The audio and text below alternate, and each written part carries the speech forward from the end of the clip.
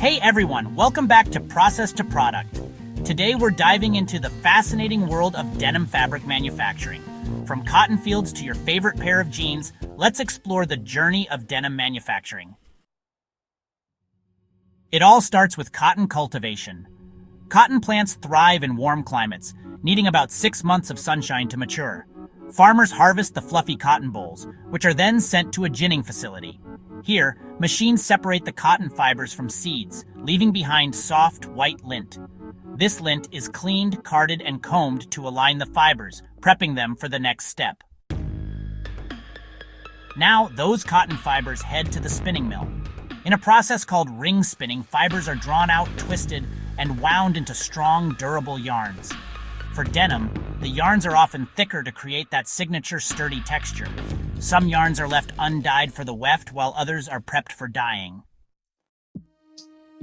Here's where denim gets its iconic blue hue indigo dyeing. Yarns are dipped into indigo dye vats multiple times, a process called rope dyeing. Each dip builds that deep blue color, but the yarn's core stays white, giving denim its classic fade over time. Modern machines control the dye concentration and timing for consistency, while eco-friendly methods reduce water and chemical use. Hey, did you know not all denim is blue?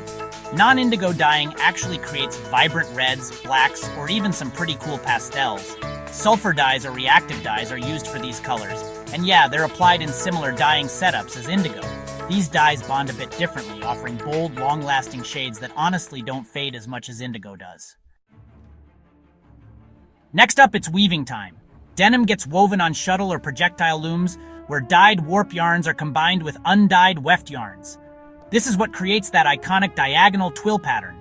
If you look closely at your jeans, you'll totally see it.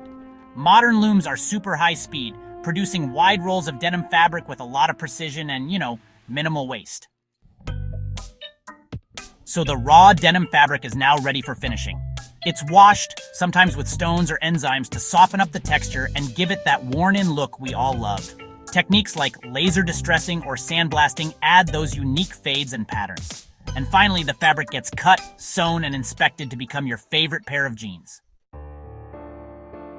And that's the journey from cotton fields to denim jeans. It's honestly a blend of tradition, technology, and creativity. Which part of the process surprised you the most? Drop it in the comments, hit that like button, and subscribe for more behind-the-scenes looks at how things are made. See you next time!